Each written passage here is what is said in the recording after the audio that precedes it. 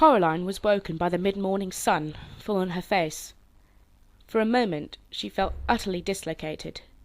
She did not know where she was. She was not entirely sure who she was. It was astonishing just how much of what we are can be tied to the beds we wake up in the morning. It is astonishing how fragile that can be. Sometimes Coraline would forget who she was while she was daydreaming that she was exploring the Arctic or the Amazon rainforest or darkest Africa. And it was not until someone tapped her on the shoulder or said her name that Coraline would come back from a million miles away with a start, and all in a fraction of a second have to remember who she was, and what her name was, and that she was even here at all. Now there was sun on her face, and she was Coraline Jones. Yes. And then the green and pinkness of the room she was in, and the rustling of large painted paper butterfly as it fluttered and beat its way about the ceiling, told her where she had woken up. She climbed out of bed. She could not wear her pyjamas, dressing gown and slippers during the day, she decided, even if it meant wearing the other Coraline's clothes. Was there another Coraline? No, she decided, there wasn't. There was just her. There were no proper clothes in the cupboard, though. They were more like dressing-up clothes, or, she thought, the kind of clothes she would have loved to have hanging in her own wardrobe at home. There was a raggedy witch costume, a patched scarecrow costume, a future warrior costume with little digital lights on it that glittered and blinked, a slinky evening dress all covered in feathers and mirrors. Finally, in a drawer, she found a pair of black jeans that seemed to be made of velvet night, and a grey sweater the colour of thick smoke, with faint and tiny stars in the fabric which twinkled. She pulled on the jeans and the sweater. Then she put on a pair of bright orange boots she found in the bottom of the cupboard. She took her last apple out of the pocket of her dressing gown, and then, from the same pocket, the stone with a hole in it. She put the stone into the pocket of her jeans, and it was as if her head had cleared a little, as if she had come out of some sort of fog. She went into the kitchen, but it was deserted. Still, she was sure that there was someone in the flat. She walked down the hall until she reached her father's study, and discovered it was occupied. "Where's the other mother?" she asked the other father. He was sitting in the study, at a desk which looked just like her father's, but he was not doing anything at all, not even reading gardening catalogues as her own father did when he was only pretending to be working. "Out," he told her, "fixing the doors. There are some vermin problems." He seemed pleased to have somebody to talk to. "The rats, you mean?" "No, the rats are her friends. This is the other kind, big black fellow, with his tail high." "The cat, you mean?" "That's the one," said her other father. He looked less like her true father today. There was something slightly vague about his face, like bread dough that had begun to rise, smoothing out the bumps and cracks and depressions. "Really, I mustn't talk to you when she's not here," he said. "But don't you worry. She won't be gone often. And I will demonstrate our tender hospitality to you, such as you will not even think about going back." He closed his mouth and folded his hands in his lap. "So, what am I to do now?" asked Coraline. The other father pointed to his lips. Silence. "If you won't even talk to me," said Coraline, "I'm going exploring." "No point," said the other father. "There isn't anything where but here. This is all she made, the house, the grounds, and the people in the house. She made it, and she waited." Then he looked embarrassed, and he put one finger to his lips again, as if he had just said too much. Coraline walked out of his study. She went into the drawing-room, over to the old door, and she pulled it, rattled and shook it. No, it was locked fast, and the other mother had the key. She looked around the room. It was so familiar. That was what it made it feel so truly strange. Everything was exactly the same as she remembered. There was all her grandmother's strange-smelling furniture. There was the painting of the bowl of fruit, a bunch of grapes, 2 plums, a peach, and an apple, hanging on the wall. There was the low wooden table with the lion's feet, and the empty fireplace which seemed to suck heat from the room. But there was something else, something she did not remember seeing before. A ball of glass up on the mantelpiece. She went over to the fireplace, went up on tiptoes and lifted it down. It was a snow globe with 2 little people in it. Coraline shook it and sent the snow flying, white snow that glittered as it tumbled through the water. Then she put the snow globe back on its mantelpiece and carried on looking for her true parents and for a way out. She went out of the flat, past the flashing lights door, behind which the other Mrs. Spink and Forcible performed their show forever, and set off into the woods. Where Coraline came from, once you were through the patch of trees, you saw nothing but the meadow and the old tennis court. In this place the woods went on forever, the trees becoming cruder and less tree-like the further you went. Pretty soon they seemed very approximate, like the idea of trees. Greyish-brown trunk below, a greenish splodge of something that might have been leaves above. Coraline wondered if the other mother wasn't interested in trees, or if she just hadn't bothered with this bit properly because nobody was expected to come out this far. She kept walking, and then the mist began. It was not damp like normal fog or mist. It was not cold, and it was not warm. It felt to Coraline that she was walking into nothing. I'm an explorer, thought Coraline to herself, and I need all the ways out of here I can get, so I will keep walking. The world she was walking through was a pale nothingness, like a blank sheet of paper or an enormous empty white room. It had no temperature, no smell, no texture, and no taste. It certainly isn't mist, thought Coraline, although she did not know what it was. For a moment she wondered if she might have gone blind. But no, she could see herself plain as day. There was no ground beneath her feet, just a misty, milky whiteness. "Where do you think you're going?" said a shape to one side of her. It took a few moments for her eyes to focus on it properly.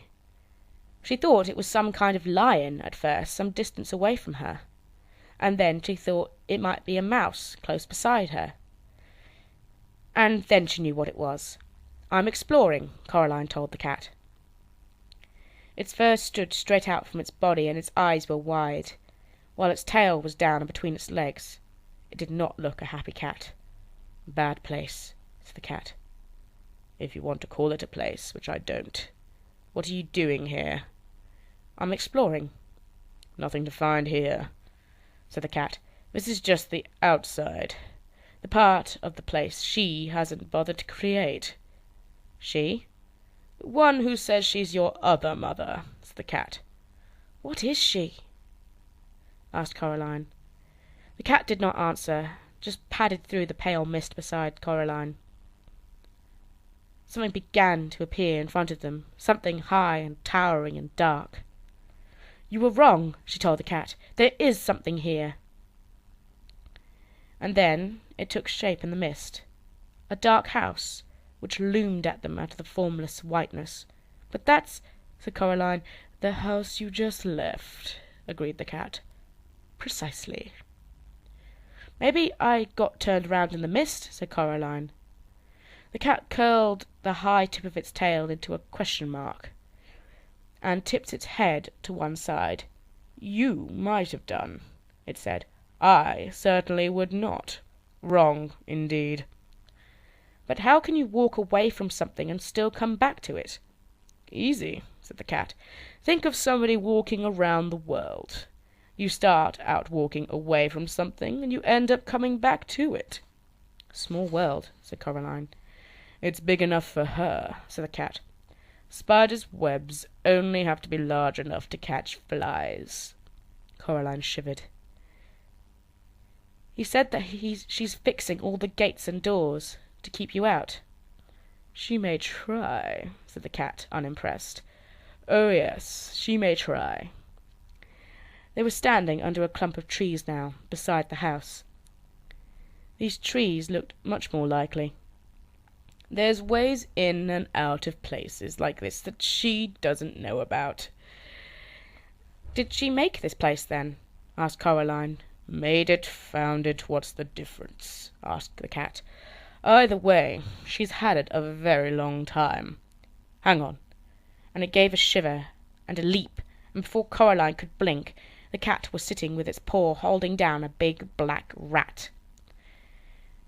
"It's not that I like rats at the best of times," said the cat conversationally, as if nothing had happened. "But the rats in this place are all spies for her. She uses them as her eyes and hands." And with that, the cat let the rat go. It ran for almost a metre, and then the cat, with one sharp bound, was upon it, batting it hard with one sharp clawed paw, while holding it down with the other. "I love this bit," said the cat happily. "Want to see me do that again?" "No," said Coraline. "Why do you do it? You're torturing it." Said the cat. It let the rat go. The rat stumbled, dazed, for a few steps. Then it began to run. With a blow of its paw, the cat knocked the rat into the air and caught it in its mouth. "Stop it!" said Coraline. The cat dropped the rat between its two front paws. "There are those," it said with a sigh, its tone as smooth as oiled silk, "who have suggested that the tendency of a cat to play with its prey is a merciful one.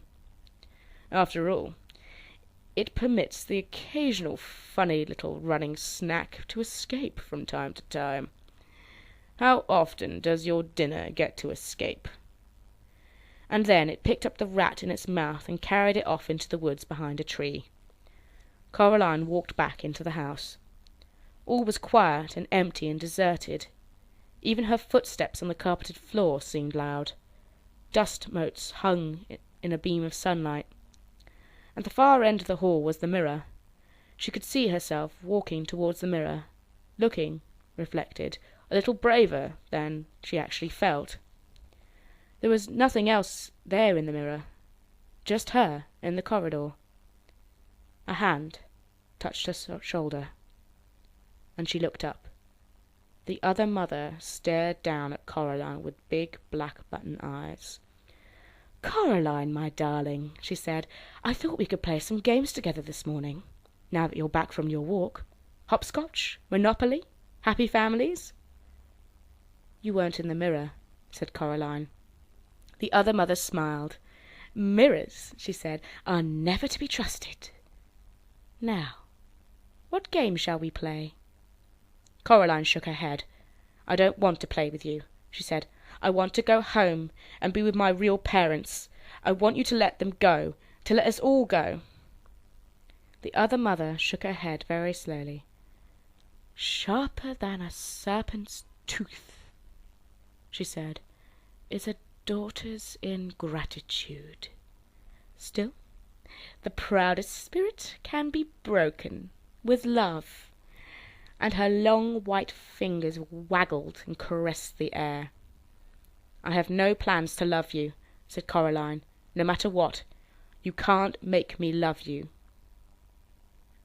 "Let's talk about it," said the other mother, and she turned and walked into the sitting room. Coraline followed her. The other mother sat down on the big sofa.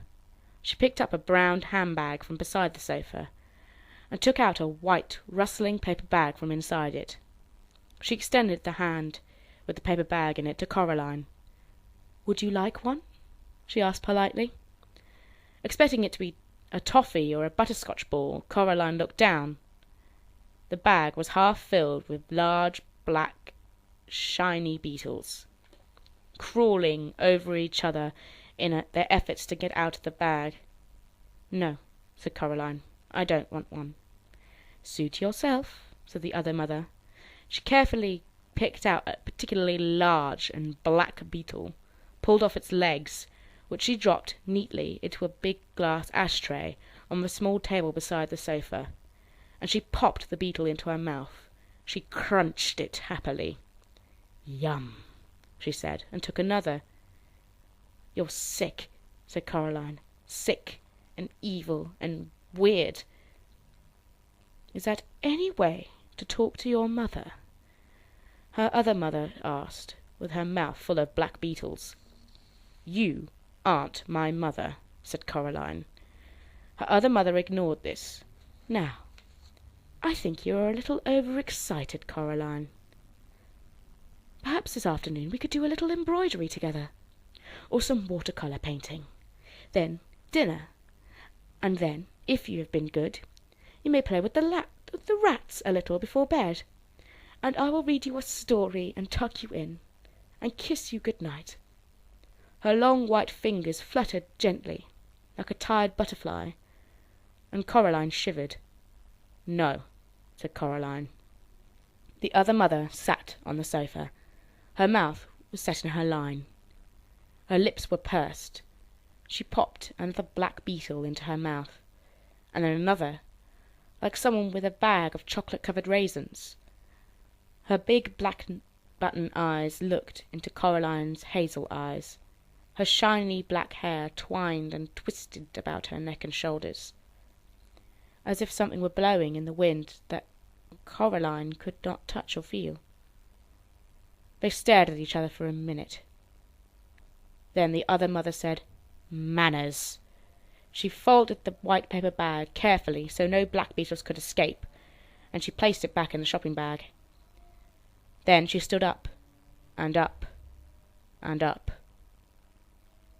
She seemed taller than Coraline remembered. She reached into her apron pocket and pulled out, first, the black door key, which she frowned at and tossed into her handbag. Then a tiny silver-coloured key. She held it up triumphantly. "There we are," she said. "This is for you, Coraline, for your own good. Because I love you. To teach you manners. Manners maketh man, after all." She pulled Coraline back into the hallway and advanced upon the mirror at the end of the hall. Then she pushed the tiny key into the fabric of the mirror, and she twisted it. The mirror opened like a door, revealing a dark space behind it.